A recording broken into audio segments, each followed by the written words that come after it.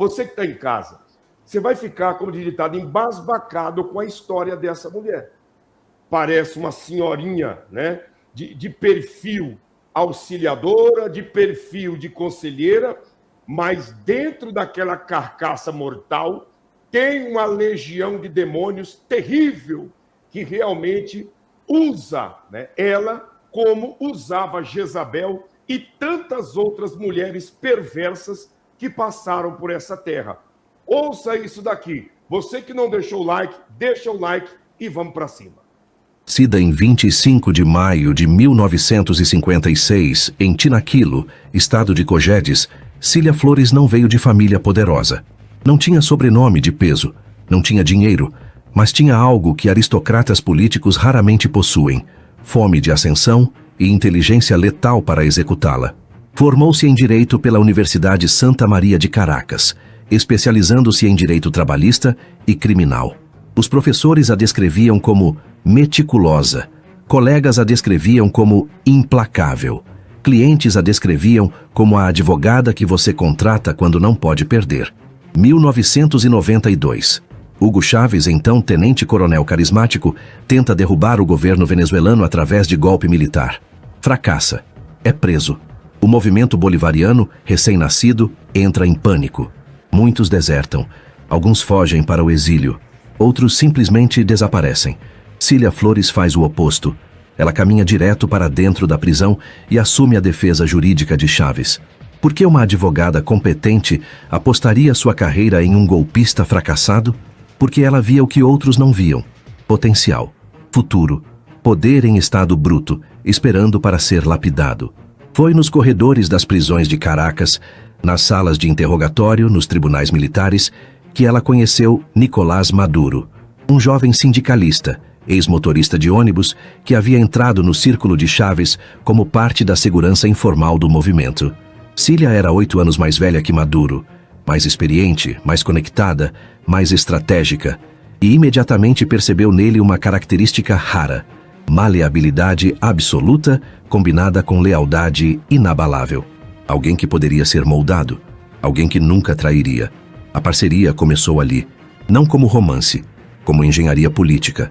Quando Chávez foi libertado em 1994, Cília já era peça indispensável do movimento. Quando ele venceu as eleições presidenciais em 1998, ela estava ao lado dele, não como figura pública, mas como arquiteta jurídica do novo regime. E quando Chávez começou a transformar a Venezuela de democracia funcional em estado autoritário, foi Cília quem forneceu as ferramentas legais para cada passo. 2006. Cília Flores é eleita deputada, não por acaso, por design meticuloso. 2006. Ela se torna a primeira mulher a presidir a Assembleia Nacional da Venezuela. Durante sua gestão entre 2006 e 2011, 3 coisas marcaram seu comando. Primeiro, expulsão sistemática de jornalistas críticos das sessões parlamentares. Qualquer repórter que fizesse perguntas inconvenientes era removido pela segurança. A Assembleia se transformou em câmara de eco do chavismo. Segundo, nomeação de dezenas de familiares para cargos estratégicos: primos, tios, sobrinhos, cunhados. O parlamento venezuelano virou empresa familiar, o que muitos passaram a chamar de clã Flores. Vou parar por aqui. Vamos lá, doutor. Ô, pastor, eu preciso fazer uma pergunta para o senhor agora com uma certa urgência. Nós estamos abordando aqui a respeito da trajetória da companheira do imaturo, que atuou e fez todo esse costuramento para chegar nessa finalidade que nós vemos aí, a exploração agressiva de um povo, ou nós estamos descrevendo uma situação muito semelhante ao que nós estamos vendo no nosso país?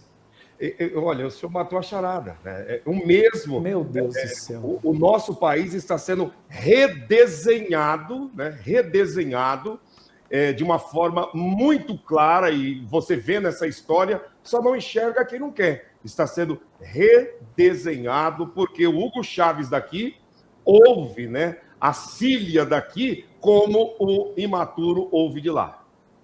Pois é, nós percebemos que a protagonista principal, no caso da Venezuela, foi essa senhora, assim como nós também temos o protagonista principal aqui, né? E desde o início sempre envolvido com a questão jurídica, assim como ela, né? E aí nós percebemos uma semelhança muito gritante no sentido de que ela fez com que a Câmara ecoasse os seus desejos e vontades, assim como está acontecendo as interferências agora no nosso país, né? A perseguição ferrenha em cima de equipes de reportagem e jornalistas que não são integrados ao sistema, e para poder coroar a situação e ficar ainda mais evidente, a influência direta em relação à corte maior daquele país. Será que é uma leve semelhança ou é algo que realmente é coisa da cabeça de dois pastores que estão aqui trazendo ideias mirabolantes? E você que está em casa, diante dessa fala do doutor Leonardo, escreva aí na linha do tempo o que você entende de tudo que você está ouvindo, dessa matéria minuciosa, né? Trazendo um pouquinho da trajetória dela, que todo mundo, essa realidade, que o mundo inteiro passa a ter informações a partir de então. Porque antes desta prisão, ninguém nem sabia que a história dela, a não ser os venezuelanos lá de dentro da própria nação. Ou aqueles que estão fora só se for da mesma ideologia, porque a sociedade mundial não sabia até então quem era ela, que mesmo antes do golpe da ditadura acontecer, ela já era a arquiteta jurídica, ou seja, ela montou toda a papelada, doutor Leonardo. Exatamente, pastor. Ela costurou todas as vertentes do sistema que estava imposto naquela época para alcançar a finalidade que eles pretendiam. Porque o interessante é que as pessoas saibam que em décadas passadas a Venezuela não era quebrada como ela está agora, de certa forma, né? Muito pelo contrário, aqui da América era um dos países referência no sentido de recurso, de prosperidade, mas o governo explorador, o governo agressivo e ditatorial dessa galera, que inclusive foi costurado por essa senhora, é o que fez com que o país chegasse a níveis de inflação altíssimo e pessoas que estão assentadas em um celeiro de riqueza petrolífera não terem nem o que comer. Isso é algo, é uma discrepância tão grande, pastor, e todos os que estão nos acompanhando, que é a mesma coisa de dizer que uma nação rica, poderosa, de forma aquisitiva, passa fome por conta da falta de exploração em benefício da sociedade de um recurso que em certas localidades do mundo não existe. Exatamente, as pessoas sentadas em cima do petróleo e passando fome, né? Tendo que comer os animais de estimação. É uma coisa absurda. Vamos continuar aqui. Quando tiver alguma fala aí, doutor, dá um sinal que a gente dá uma pausa. E você que está em casa, o seu comentário na linha do tempo, ele é de extrema importância, que mostra também a sua maneira de entender, e tem muita gente inteligente nos assistindo agora, dá para ver pelos comentários. Então vamos lá, vamos continuar ouvindo. Terceiro, blindagem total de Hugo Chávez contra qualquer investigação ou crítica parlamentar. Sob sua presidência, a Assembleia aprovou todas as leis que Chávez queria. Todas, sem exceção. Mas o verdadeiro teste de poder de Cília veio em 2013, 5 de março. Hugo Chávez morre de câncer em Caracas. O chavismo entra em pânico existencial. Quem seria o sucessor? Diosdado Cabello, presidente da Assembleia Nacional, homem forte do regime, com conexões profundas nas Forças Armadas, ou Nicolás Maduro, vice-presidente escolhido por Chávez em seu leito de morte. A Venezuela ficou à beira de guerra interna pelo poder. Gente, você que está em casa, ouça isso daqui agora, porque aqui está realmente, né, quem foi que moldou, né, o imaturo, né, porque ela já estava vindo encabeçando os bastidores do governo Chávez. Ouça o que ela fez para o imaturo ser ascendido ao poder e lá tentar perpetuar. Vai ouvindo. Facções militares se mobilizando, generais conspirando, políticos negociando nos bastidores, e no centro dessa tempestade, Cília Flores. Especialistas em política venezuelana são unânimes. Sem o conselho estratégico de Cília, Maduro talvez não tivesse sobrevivido às disputas sangrentas pela sucessão de Chávez. Foi ela quem mediou entre as facções militares. Foi ela quem negociou com Diosdado Cabello, seu maior rival. Foi ela quem garantiu o apoio dos grupos econômicos que sustentavam o regime. Foi ela quem orquestrou a narrativa de que Maduro era o herdeiro legítimo, ungido pelo próprio Chávez. Abril de 2013. Maduro vence as eleições por margem microscópica, 50,61% contra 49,12% de Henrique Capriles. Menos de 2% de diferença. Eleições contestadas, mas Maduro estava no poder, e ao seu lado, invisível mas onipresente, Cília operava. 2015. Ela se casa oficialmente com Maduro. Já viviam juntos há 2 décadas, mas o casamento selou simbolicamente a parceria política. Ela não seria apenas conselheira. Seria primeira-dama. Seria cogovernante de fato. A dinâmica era cristalina. Maduro seria a face pública, o carisma das massas, o discurso inflamado, o homem do povo. Enquanto isso, Cília operava o subterrâneo. Nomeações ministeriais passavam por ela. Promoções de generais, ela aprovava. Decisões econômicas, ela filtrava. Opositores a Maduro frequentemente diziam: na Venezuela há 2 presidentes, Maduro e Cília. E havia evidências concretas disso. Se você está percebendo o padrão, está vendo mais longe que a maioria. Este não é conteúdo superficial. Isto é arquitetura de poder exposta camada por camada. Agora, o ponto onde a política vira crime. 10 de novembro de 2015. Porto Príncipe, Haiti. Uma operação da DEA, Drug Enforcement Administration dos Estados Unidos, culmina na prisão de 2 jovens venezuelanos em um hotel de luxo. Nomes: Efraim Antônio Campo Flores e Francisco Flores de Freitas. Idades: 29 e 30 anos. Profissão declarada: empresários. Identidade real: sobrinhos de Cília Flores, filhos de um de seus irmãos. A acusação: conspiração para importar 5 toneladas de cocaína para os Estados Unidos. 5.000 quilogramas. Valor de rua estimado: mais de 200 milhões de dólares. O caso, que ficou conhecido como Escândalo dos Sobrinhos, revelou algo que os Estados Unidos vinham suspeitando há anos. O círculo íntimo da família presidencial estava profundamente envolvido no narcotráfico internacional. Os detalhes da operação eram cinematográficos. Agentes infiltrados do DEA se passaram por membros de um cartel mexicano interessados em comprar cocaína em grande escala. Os sobrinhos de Cília negociaram diretamente com eles. Marcaram encontros, discutiram preços, definiram rotas de tráfico. E em conversas gravadas pelos agentes americanos, os sobrinhos disseram algo explosivo. Estavam fazendo aquilo com conhecimento e aprovação de Cília e Nicolás. Citaram os nomes diretamente. Mais chocante ainda: os sobrinhos alegaram que precisavam do dinheiro para financiar a campanha eleitoral do Partido Chavista, o PSUV. Narcotráfico como fonte de financiamento político. Novembro de 2017. Após julgamento no Distrito Sul de Nova York, Efraim Antônio Campo Flores e Francisco Flores de Freitas foram condenados a 18 anos de prisão cada um. Estão cumprindo pena nos Estados Unidos até hoje. Bom, dando uma pausa aqui, doutor, você vê que ela é maior, como diz o ditado, dentro, né, do regime do que todo mundo imagina. Essa é a realidade, maior do que todo mundo imagina, né? Ela lançou o Chávez e fez o Chávez sair da cadeia para assumir o governo. Depois que o Chávez morre, Diosdado Cabello era o cotado para ser o presidente. Ela foi lá e passou uma colher de açúcar na boca do Diosdado e colocou o imaturo para governar.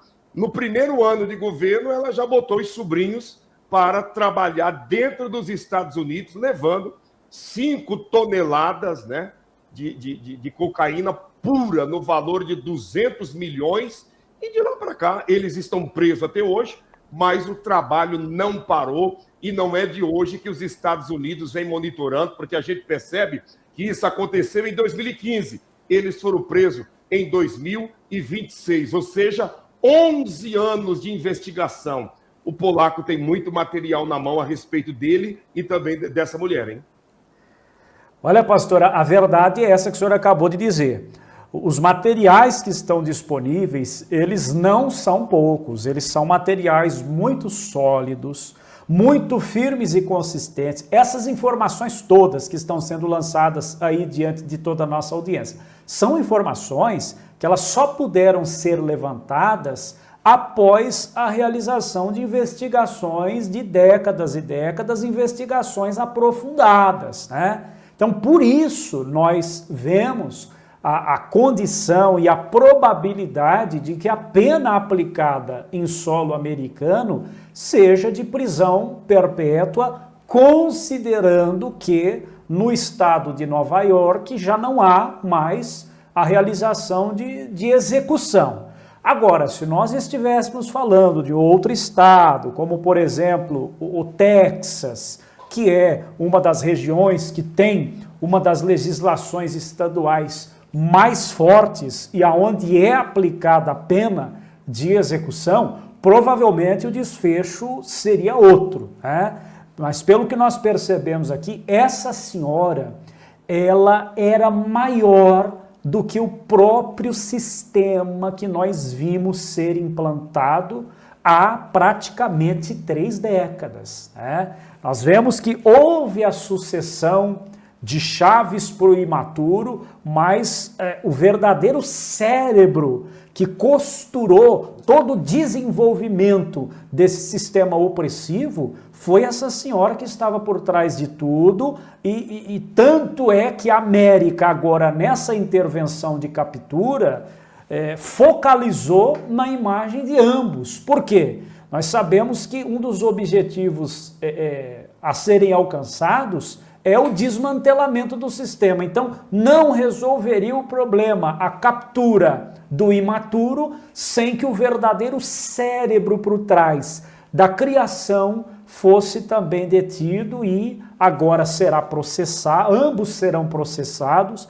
Eu creio, dentro de uma opinião pessoal, que haverá decretação de prisão perpétua sem liberdade condicional, né? E agora nós vamos ver qual vai ser o desfecho aí para frente.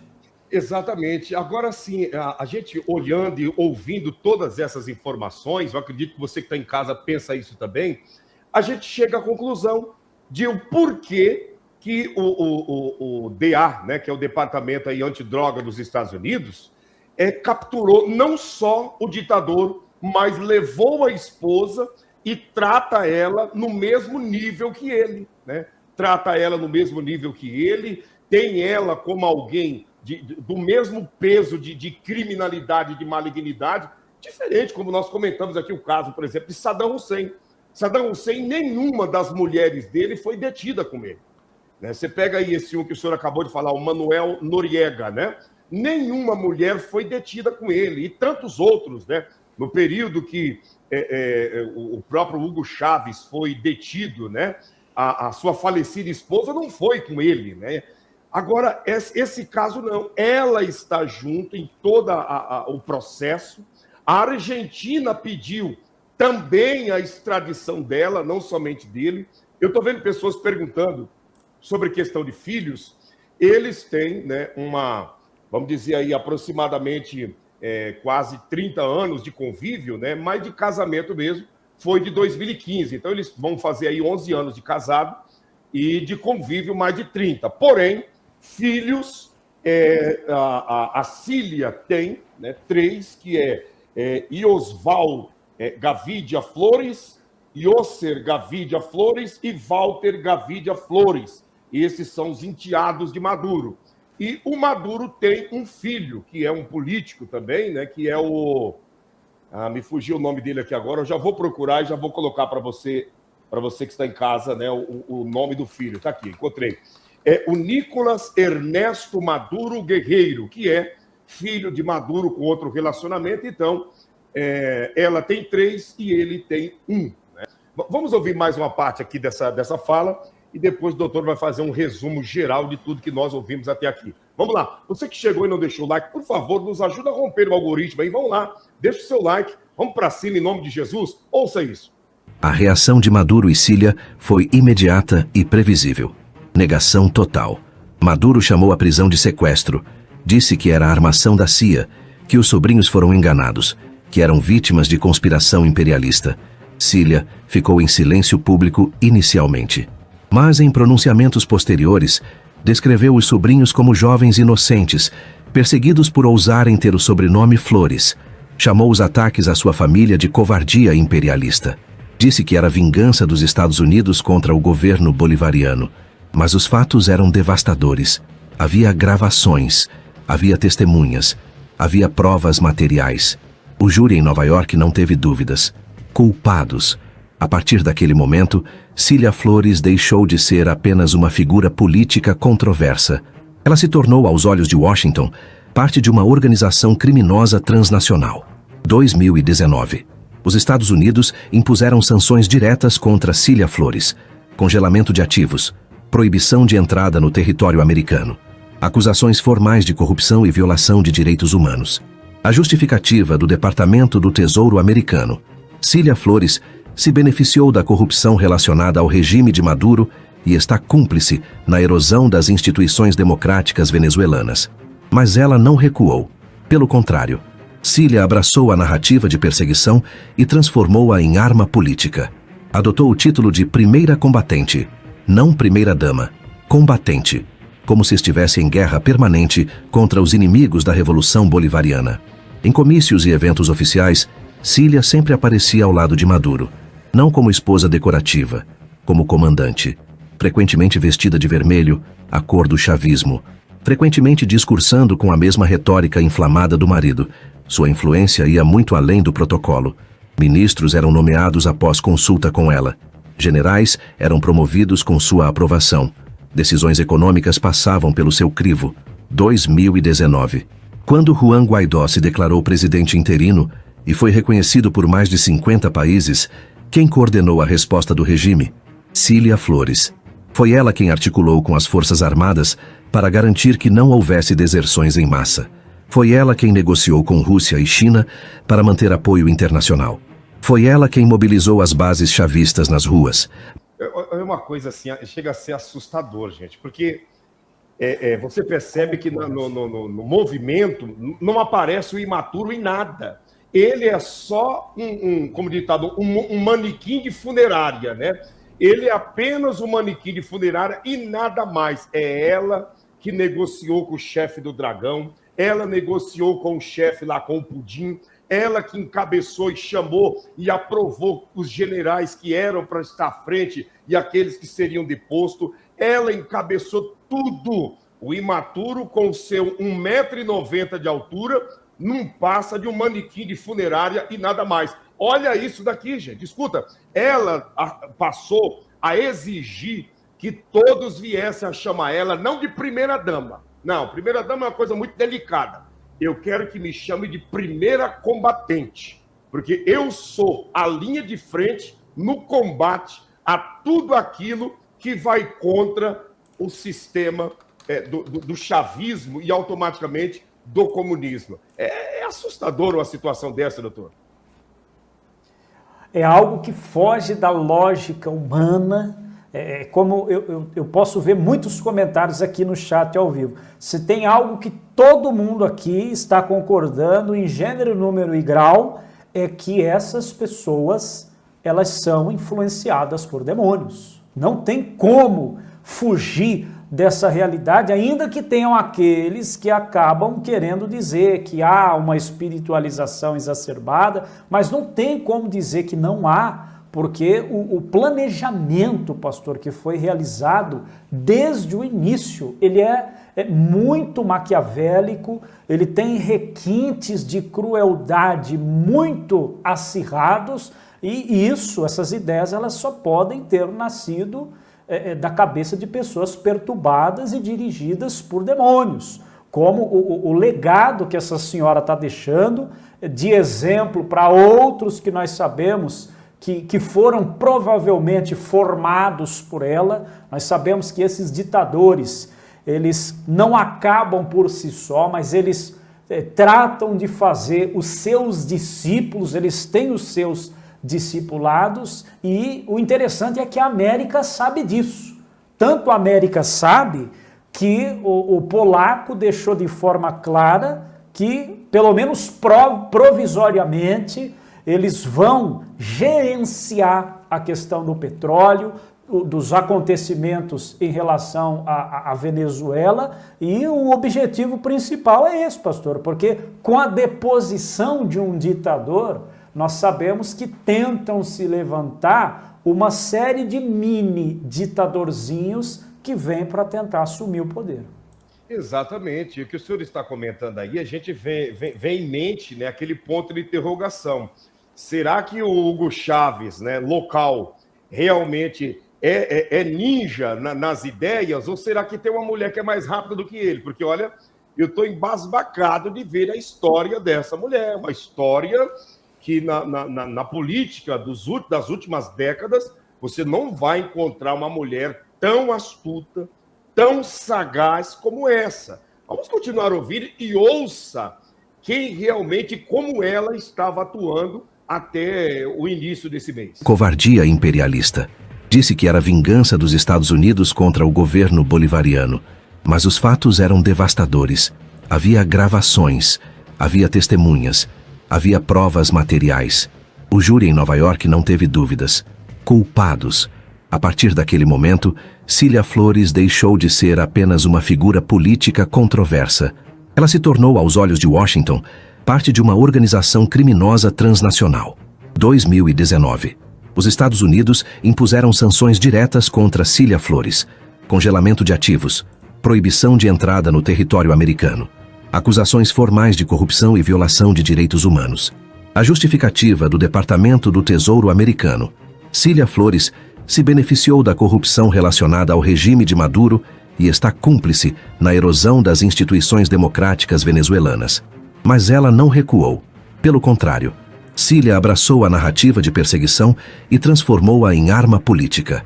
Adotou o título de primeira combatente, não primeira-dama, combatente, como se estivesse em guerra permanente contra os inimigos da Revolução Bolivariana. Em comícios e eventos oficiais, Cília sempre aparecia ao lado de Maduro, não como esposa decorativa, como comandante, frequentemente vestida de vermelho, a cor do chavismo, frequentemente discursando com a mesma retórica inflamada do marido. Sua influência ia muito além do protocolo. Ministros eram nomeados após consulta com ela. Generais eram promovidos com sua aprovação. Decisões econômicas passavam pelo seu crivo. 2019. Quando Juan Guaidó se declarou presidente interino e foi reconhecido por mais de 50 países, quem coordenou a resposta do regime? Cília Flores. Foi ela quem articulou com as Forças Armadas para garantir que não houvesse deserções em massa. Foi ela quem negociou com Rússia e China para manter apoio internacional. Foi ela quem mobilizou as bases chavistas nas ruas. Maduro tinha o cargo. Cília tinha o poder. 2022. O regime venezuelano fez algo surreal. Lançou uma série animada protagonizada por Cilita, uma versão em miniatura e heróica de Cília Flores. Na animação, Cilita era uma super-heroína que lutava contra vilões imperialistas. Voava pelo céu de Caracas, salvava crianças, defendia a Revolução Bolivariana. Tudo em estilo infantil, colorido, bizarro. O governo distribuiu bonecas físicas da personagem. Cilita de plástico com capa vermelha, punho erguido, sorriso congelado. A propaganda era tão descarada que virou piada internacional. Memes explodiram nas redes sociais. Cilita, a super-heroína do narcotráfico. Cilita versus DEA. Cilita e os sobrinhos perdidos. Mas para o regime fazia sentido. Era a tentativa de humanizar Cília, torná-la acessível, transformar a advogada dura e calculista em ícone pop. Não funcionou. A opinião pública internacional já havia formado sua imagem dela. E não era de heroína. 28 de julho de 2024. Eleições presidenciais na Venezuela. Maduro enfrentava o maior desafio de sua carreira política. A oposição, unida pela primeira vez em anos, tinha Maria Corina Machado como líder. Uma mulher que galvanizava multidões, que prometia mudança real. Mas Machado foi desqualificada de concorrer. Acusações inventadas, perseguição judicial. O regime não permitiria que ela competisse. No lugar dela, a oposição colocou Edmundo González Urrutia, um diplomata de 75 anos. Figura respeitável, mas sem o carisma de Machado. A campanha foi brutalmente desigual. Maduro usou todos os recursos do Estado. Cília coordenou a máquina eleitoral chavista. Distribuição de alimentos condicionada a voto. Ameaças veladas a funcionários públicos. Controle absoluto dos meios de comunicação estatais. E mesmo assim, no dia da eleição, algo extraordinário aconteceu. A oposição organizou uma contagem paralela de votos. Voluntários em milhares de sessões eleitorais fotografaram as atas oficiais, compilaram os resultados, publicaram online. A conclusão era inescapável. Edmundo Gonzalez havia vencido com 67% dos votos. Maduro tinha apenas 30%. Mas o Conselho Nacional Eleitoral, controlado pelo regime, anunciou vitória de Maduro com 51%. Fraude escancarada, descarada, impossível de esconder. Protestos explodiram nas ruas. A repressão foi brutal. Dezenas mortos, milhares presos. Cília Flores, em pronunciamento televisivo, chamou manifestantes de terroristas financiados pelo Império. A comunidade internacional não reconheceu o resultado. Estados Unidos, União Europeia, maioria da América Latina. Todos declararam que Edmundo Gonzalez era o presidente eleito legítimo.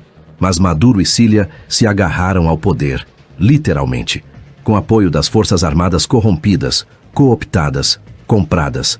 Os meses seguintes foram de tensão crescente. Estados Unidos aumentaram sanções. Declararam o Cartel de Los Soles, a alegada organização de narcotráfico controlada por oficiais militares venezuelanos, como grupo terrorista internacional. Maduro estava na lista. Diosdado Cabello estava na lista. E Cília Flores também. Não mais como esposa do presidente, como membro ativo de organização criminosa. A recompensa por informações que levassem à captura de Maduro foi aumentada para 50 milhões de dólares em setembro de 2025. Bom, dando uma pausa aqui, né, eu vou jogar, como ditado, jogar bola para o senhor, doutor Leonardo. O que o senhor me fala de tudo isso que nós acabamos de ouvir aqui agora, vamos dizer, da vovozinha, né, da tiazinha, com um olhar meigo, conhecido também como a heroína Celita, né, que voava sobre Caracas, distribuindo brinquedo para as crianças e preocupada com o bem-estar de toda a comunidade venezuelana? Olha, pastor, vamos usar um pouquinho do sarcasmo aqui, porque vamos dizer a realidade. Um currículo invejável, um currículo como nunca se viu e provavelmente nunca se verá no decorrer de todos os registros históricos aos quais nós podemos ter acesso. Tá? Nós sabemos que dentro dos fatos registrados pelo mundo afora, existiram muitos homens, exatamente, a irmã Vilma tem razão, existiram muitos homens tiranos, muitos homens que praticaram tremendas barbáries em prejuízo da humanidade. Mas essa senhora supera todos os limites, todas as expectativas. Eu acho e acredito que um currículo como esse não existe em nenhum lugar da Terra. E outra coisa importante a se destacar, desde o início ela sempre esteve costurando tudo por trás. Sem ela, provavelmente, o sistema lá implantado não teria o êxito que teve, no sentido de escravizar, de manipular, no sentido de extrair recursos de uma nação a ponto de viver de forma expressiva enquanto um povo passa fome. Então é algo que realmente não tem como negar, né, pastor? Enquanto houve a sucessão de poder por parte de integrantes, de Chaves, por imaturo e tal, nós vemos que ela permaneceu em todo o tempo.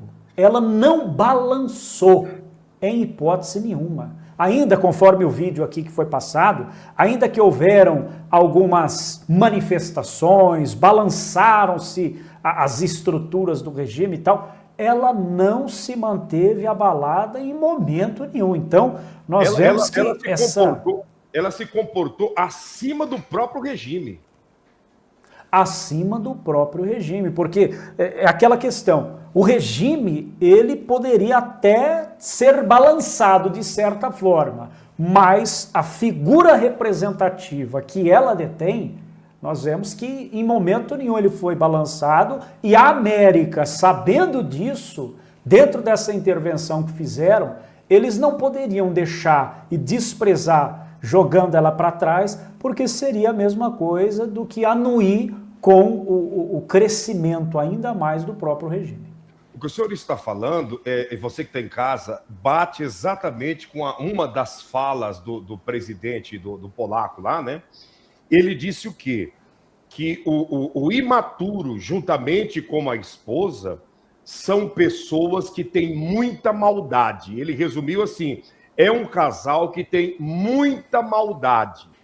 Então você ouve, né? Se você olhar pelo olhar da briga, do jogo político, isso, aquilo, você vai dizer assim, ele está acusando alguém de uma coisa que ele não sabe.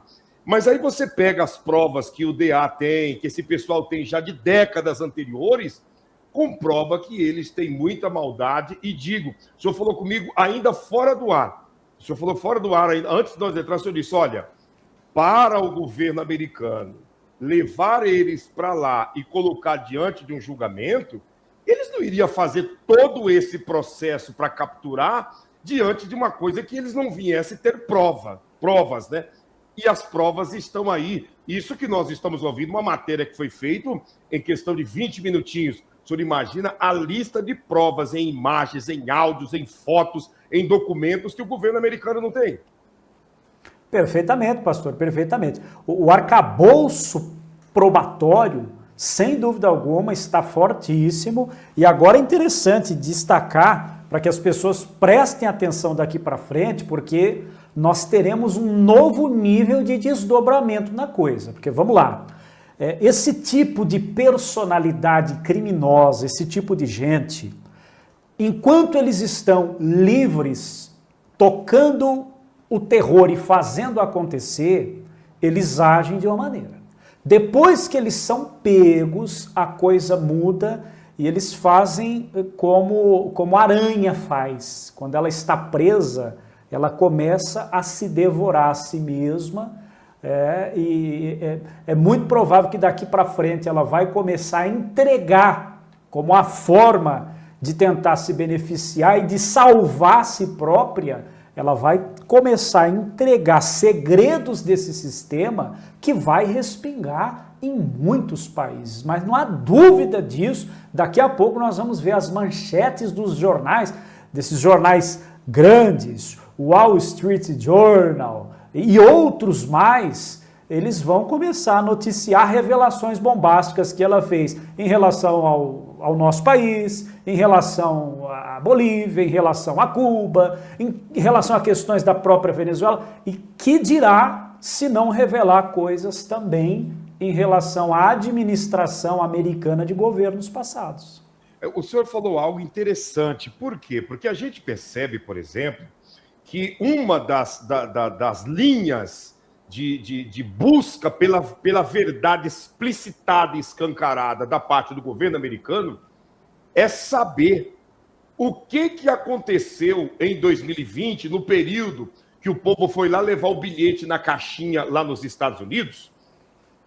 O polaco, ele quer saber o que aconteceu. E há rumores, escute isso, há rumores de que ela tem, né, provas cabais e argumentos para apresentar de que a Venezuela participou ativamente de toda a movimentação que ascendeu o Biden e levou ele ao poder, né? Então, ou seja, pelo que o senhor está comentando, essas pessoas com esses traços de psicopatia têm uma tendência de, na hora que o negócio arrocha, entregar todos na bandeja, né?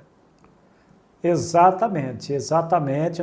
Nós temos o exemplo aí de outros integrantes, figurões, que quando caíram, o grande desafio é fazer com que eles percebam que estão fechados. Esse é um dos grandes desafios, até porque essa conscientização por parte desse tipo de personalidade psicopática, a conscientização não acontece na hora. Provavelmente o imaturo e essa senhora até agora não se conscientizaram da situação negra que eles estão vivendo. Daqui a algum tempo, hora que eles perceberem que não tem espaço, aí eles vão começar a delatar, vão começar a entregar. Nós temos, inclusive, informações de que na primeira audiência, o juiz federal Alvin já interpelou o imaturo de forma rigorosa, porque semelhante a um indivíduo aí, ele tentou fazer da audiência um palanque político, e o juiz Alvin interviu de forma um tanto quanto agressiva e fez com que ele se submetesse ao procedimento original da legislação americana. Então, agora que vai começar esse choque de realidade, quando eles forem colocados em uma prisão como uma espécie de cumprimento de pena definitiva e não provisória, aí é onde a consciência vai cair ainda mais e eles vão começar, sem dúvida alguma, a entregar os podres do sistema. Eu tenho um material que o Mihael me mandou há cerca de 20 minutos antes de nós entrarmos no ar, que é exatamente o que o senhor está comentando. Eles já estão sentindo, né, o impacto, né, de estar ali vivendo uma vida privada, né, recebendo o que comer na hora que os agentes trazem, tem a hora do banho de sol, tem a hora, né, de recolher, tem a hora de dormir. Eles estão recebendo aquilo que eu acredito que, quem sabe, receberam na infância, que era a ordem dos pais, e depois que cresceram, eles passaram a ser os mandantes, aqueles que davam as ordens, e agora, ali fechado, há registro de que o imaturo está, a certos momentos, se encontram em desespero dentro lá do quartinho onde ele está, né? E a gente percebe que isso daí também, no psicológico de uma gente dessa, impulsiona para falar mais rápido ainda tudo aquilo que sabe em troca de algum benefício. Sem dúvida alguma, pastor, porque nós sabemos que no mundo globalizado onde nós vivemos, a pena que é aplicada a um indivíduo, ela tem algumas funções, como, por exemplo, a função retributiva. O que é a função retributiva? É retribuir ao indivíduo ao menos uma parcela do mal que ele causou, né? E dentro dessa retribuição é onde nós vemos que haverá a consciência no sentido de que acabou, no sentido de que o império de maldade chegou ao final e que eles não terão mais espaço para colocar em prática as ideias sórdidas, cruéis e malignas que estavam dentro da sua própria cabeça, e a partir daí eles começam a cooperar no sentido de obter benefícios de remissões, benefícios no sentido de tentar abrandar a pena que será aplicada, mas eu acredito sinceramente que será infrutífero. Claro que o Departamento de Justiça vai fazer tentativas, principalmente destacando para alcançar a finalidade que o senhor destacou, para saber o que aconteceu em pleitos passados, porque é fundamentalmente importante saber o que aconteceu, porque pessoas precisam ser responsabilizadas. A coisa não vai acabar por aí. Ainda existe algo muito mais profundo que nas próximas oportunidades virá à tona e vai escandalizar muita gente. Exatamente, o senhor matou a charada, né? Esse desejo do governo atual é exatamente isso, de trazer à baila, trazer à tona aquilo, né, que eles usaram até mesmo para o incriminar, né? Porém, a justiça lá é um tanto quanto diferente daqui, né? E ele foi absolvido e hoje está na cadeira mais alta, né?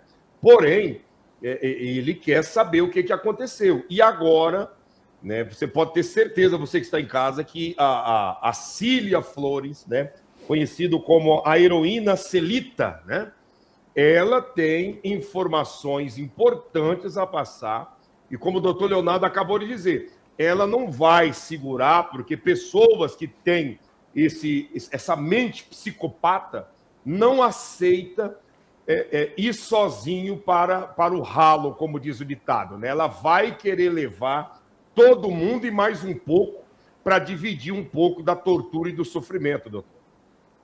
Perfeitamente. Inclusive, essa é uma característica se assim nós podemos dizer, né? Mas é uma característica da personalidade do próprio diabo. Eu vou para o ralo, mas quero levar todo mundo comigo, né? Nós sabemos que essa é a função do mal nos dias atuais, né? No sentido de levar consigo o maior número de almas possível, né? E esse pensamento, em várias oportunidades da história, ele se manifesta por intermédio da cabeça de tiranos, como esses que nós estamos vendo por aí, que estão indo ladeira abaixo. É inevitável, provavelmente pela justiça dos homens, eles vão sim pagar, ainda que parcialmente, pelos crimes que cometeram, e não acaba aqui não. Muito provavelmente, sem dúvida alguma, na justiça divina, eles também não escapam, vão pagar pelos atos de barbárie que cometeram, porque a verdade é uma só, gente. Muitas vidas, muitas pessoas padeceram, muitas pessoas perderam tudo, perderam famílias, perderam patrimônio. Essa galera é o motivo maior da frustração, da decepção e do martírio de muitos que se levantaram contra esse sistema. E na justiça dos homens não ficará impune, que dirá na justiça do próprio Deus. O senhor falou algo, doutor, no início da fala ali, que o senhor estava trazendo a interpretação, né, da mente criminosa dessa mulher. Nós que estamos no Evangelho, você que é cristão, você que independente do segmento de cristianismo, ou você também que não professa nenhum credo religioso, eu vejo que nós temos uma oportunidade muito grande de viver e de praticar o oposto de toda essa gente cruel e maligna. Porque o que essa mulher fez crianças chorarem de fome, chorarem por ter perdido o pai, perdido a mãe, chorado até mesmo por ter perdido o animalzinho de estimação que foi para a panela, para a família não morrer de fome. E como o senhor mesmo diz, essas pessoas elas não têm empatia. Elas não conseguem se colocar no lugar do outro, não conseguem se comparar com aqueles que estão gemendo e padecendo na face da terra. E nós temos uma oportunidade muito grande de fazer tudo ao contrário, que é o quê? Ajudar o nosso próximo, ajudar o nosso semelhante. Uma das coisas mais prazerosas na minha vida, é, por exemplo, eu sentar à mesa, doutor, e você que está em casa, e ver meus filhos tendo o que comer, minha esposa, e eu junto ali com eles.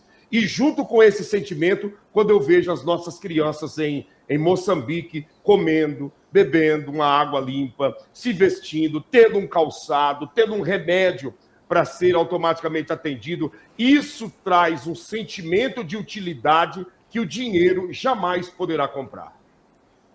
Perfeitamente, pastor. São visões e condutas diametralmente opostas. Enquanto, de um lado, uns cometeram atos de barbaridade, tocaram o terror, fizeram e aconteceram, e praticaram crimes contra a humanidade, em sentido totalmente oposto, nós estamos aqui cumprindo aquele que é um mandamento da parte de Deus, no sentido de que nós, se professamos o verdadeiro evangelho, nós devemos amar o nosso próximo como a nós mesmos. Enquanto, por um lado, outros fizeram crianças, pessoas vulneráveis, mulheres, idosos chorarem, por outro lado, nós estamos aqui respondendo sim a um chamado, na tentativa de estancar ao menos parte das lágrimas que são derramadas no rosto dessas crianças, desse povo, que são assistidos pelos trabalhos de missões e ajudas internacionais que nós fazemos. Então, eu acredito, dentro do que eu conheço das Escrituras, dentro do pouco que eu conheço das Escrituras, eu creio sinceramente que esta é a vontade de Deus. Conforme Tiago 1,27, quando nós visitamos os órfãos e as viúvas em suas necessidades, a vontade de Deus se manifesta na face da terra e automaticamente nós cumprimos o ID de Jesus para cada um de nós.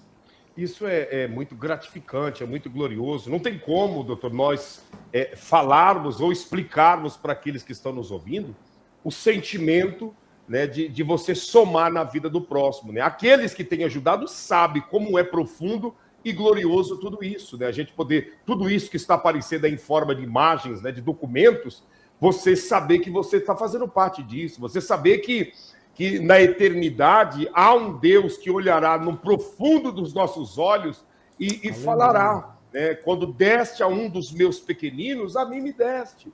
Quando ajudaste a um dos famintos, a mim vocês saciaste, vocês estavam saciando a fome. Quando vocês calçaram alguém descalço, a mim vocês estavam calçando. E isso é um privilégio, uma honra, né? Como uma vovó assim, ó, orando e agradecendo pela vida de todos que fizeram esforços para reunir uma quantidade e ela ter uma cesta de alimento em casa. Então, nós estamos te mostrando tudo isso para pedir a você para caminhar conosco e nos ajudar a partir desse primeiro mês do ano de 2026 a nós darmos continuidade a esse trabalho que está só crescendo. Quando nós começamos o trabalho, era aproximadamente 500 crianças, ou um pouco menos, né? Na região da nossa zona norte de Inhamatanda. Depois veio a zona leste, somando as duas regiões, deu uma quantia de aproximadamente 1.000 crianças. Depois veio a região do Silúvio, né?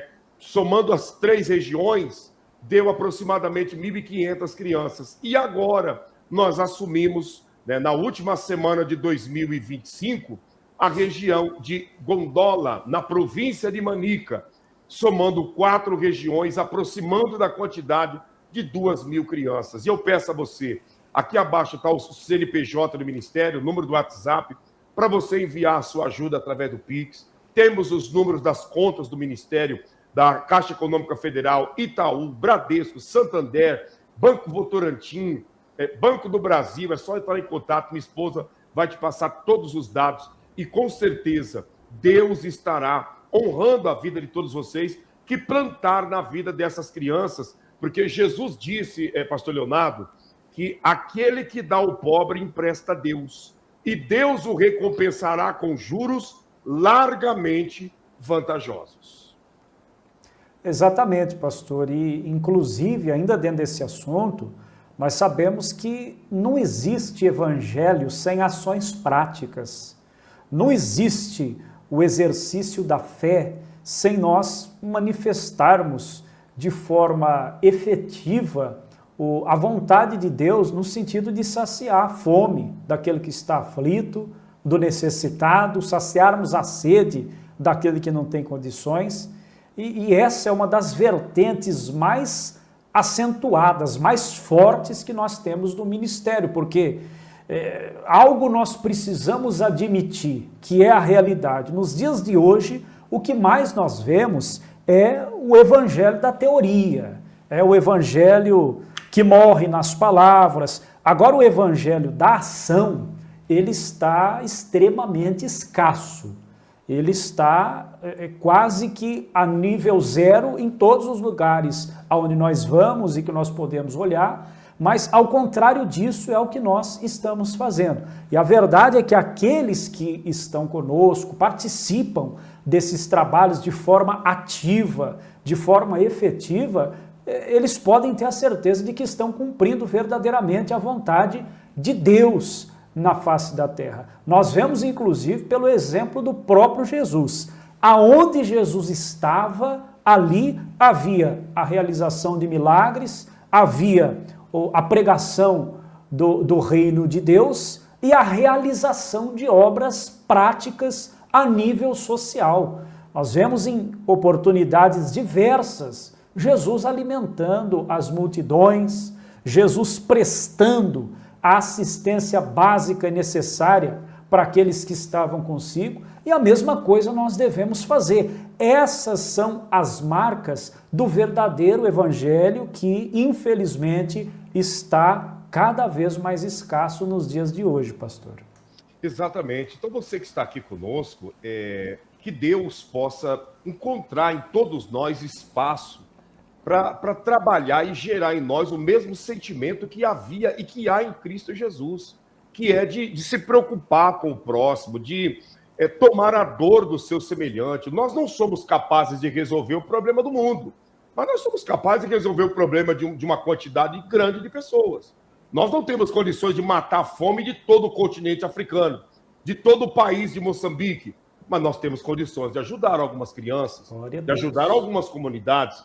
Nós não temos condições de furarmos poços para dar água para o povo de toda a África que estão sedentos. Mas, pelo menos, das 4 regiões que nós cuidamos, nós temos condições. Já perfuramos um e agora falta mais 3. Dessas 4 regiões, nós compramos um terreno que é na região da Zona Norte, onde está sendo construído casas. Compramos agora o terreno na região da Zona Leste, terminamos de pagar antes das festas de final de ano. E agora temos o desafio de perfurarmos um poço na Zona Leste, temos o desafio da compra do terreno e da perfuração de um poço na região de Gondola, e temos o desafio da perfuração de um poço na região do Silúvio. Então, não dá para mudar a vida da humanidade, mas de algumas pessoas temos condições. É igual aquela história. Não dá para você impedir todos os pássaros de voarem, mas de fazer um ninho na sua cabeça você tem condições. Então tem coisas que estão ao nosso alcance e ajudar essas 4 bases está dentro do nosso alcance, pastor Leonardo. Perfeitamente, pastor. Eu acho que o raciocínio, ele nos leva a crer da seguinte maneira. Conforme o senhor acabou de dizer, nós não conseguimos abraçar o mundo e resolver todos os problemas. Mas eu acho que se cada pessoa colocasse no seu coração o desejo e a vontade de contribuir, pelo menos com um saco de arroz, né? Pelo menos com um saco de feijão, uma ajuda para providenciar a carne de frango, algo mínimo, dentro da condição de cada um, eu acredito que nós já teríamos tido condições de fazer muito mais do que aquilo que nós estamos fazendo, pastor, porque o grande X da questão em relação a esse tipo de trabalho é a conscientização de todos. O que mais nós vemos, de forma geral, é a conscientização de alguns, que se comprometem, que ajudam, que fazem acontecer, mas a grande maioria realmente acaba deixando para depois, acaba deixando para o próximo da fila, e assim um vai deixando para o outro, e no final das contas, os trabalhos eles acabam não alcançando a efetividade necessária. Então, é interessante que todos, dentro do nível de condições que têm, se conscientizar, ajudar, fazer parte disso, porque através desse ato a graça de Deus se manifesta e automaticamente nós conseguimos efetividade nos trabalhos.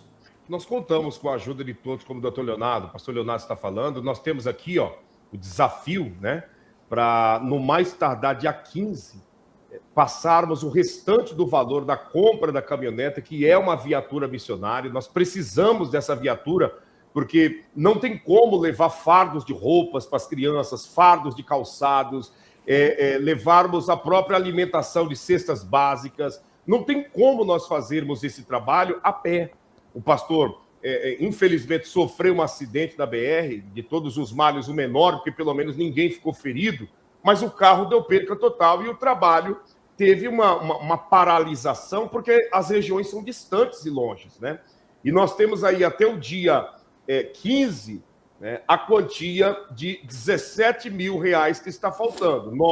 O valor dessa caminhoneta é R$30 mil, 300 mil meticais, agora está faltando 17, ou seja, nós já conseguimos R$13 mil, que já está, 5 mil foi entregue ao dono da caminhonete, e o outro restante nós estamos segurando para, de uma vez só, entregar para o proprietário e termos essa viatura em mãos para trabalharmos e atendermos as crianças. Você não precisa fazer loucuras, deixar de pagar seus compromissos para enviar dinheiro para a obra de missões, não é isso. Mas todos nós podemos tirar uma porcentagem, o dízimo da gratidão, sabe?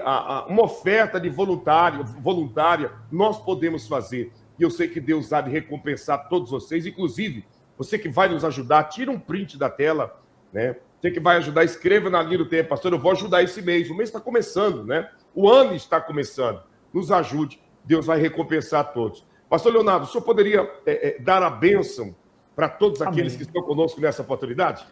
Amém, pastor. Vamos fazer dessa maneira, vamos dar a bênção final, que muitos conhecem como a bênção apostólica. Eu tenho certeza de que com certeza a conscientização já veio para o coração de muitos e com certeza o trabalho ele vai avançar, porque essa viatura, gente, é uma ferramenta essencial para a realização de todos os trabalhos que nós fazemos. E dentro desse assunto, nós conseguindo alcançar esse objetivo, eu tenho a certeza de que os trabalhos serão realizados com maior efetividade. Nós vemos que tem um bagageiro muito interessante atrás, onde o pastor vai poder transportar alimento, vai poder transportar outros objetos maiores que são viáveis para a realização desses trabalhos que nós fazemos. Então, é benefício em favor desse povo que tanto sofre, desse povo que tanto tem necessidade, mas a mão de Deus já está estendida e eu creio que nós vamos conseguir realizar esse intento, porque a mão de Deus já nos alcançou. Vamos fazer uma oração, feche os seus olhos, curve sua cabeça, pois esse é momento de oração no qual nós vamos agradecer ao Espírito de Deus. Aleluia, Jesus.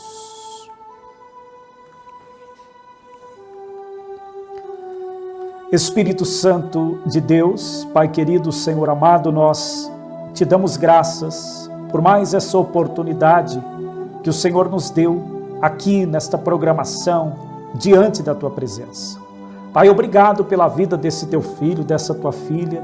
Obrigado por essa pessoa, ó Deus, que tem estado conosco todos os dias, que tem participado das lives, que tem participado das programações, das pessoas que têm sido fiéis, que têm ajudado nos trabalhos sociais. Deus, abençoe a vida de todos, proteja os lares, as casas, as famílias, prospere a todos aqueles que estão nos acompanhando, que o Teu Espírito possa guardar, livrar e proteger, pois assim nós oramos, na certeza da Tua bênção, em nome do Pai, do Filho e do Espírito Santo.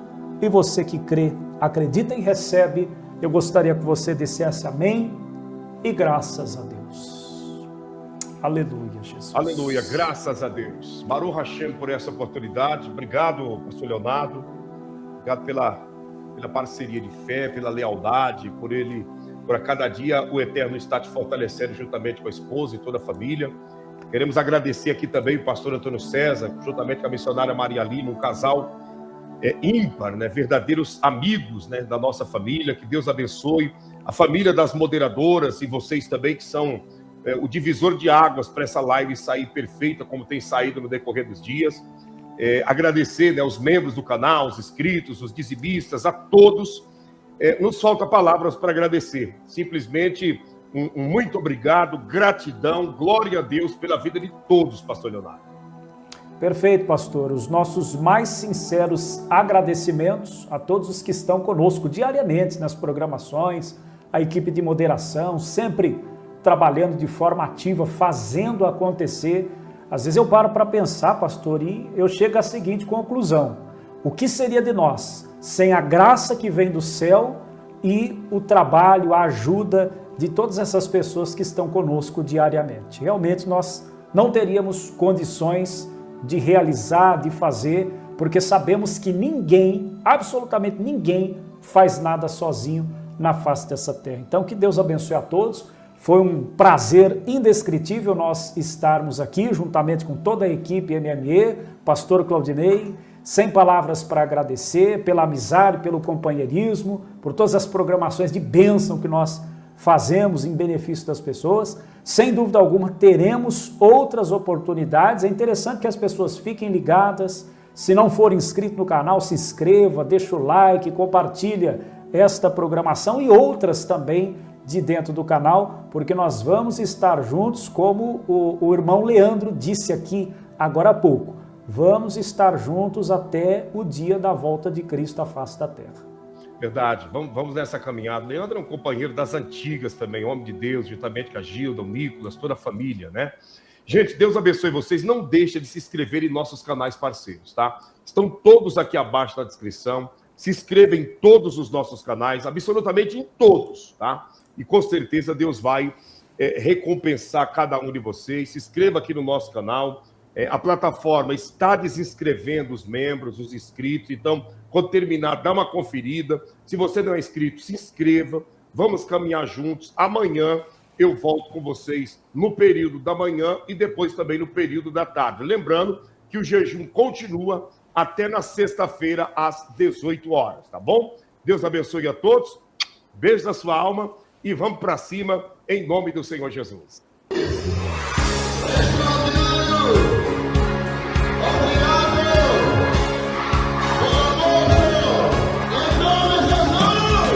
Projeto Inhamatanda, fazendo a vida pulsar, levando o amor de Cristo pra vida se iluminar. O evangelho tá sendo pregado e o ministério mudando.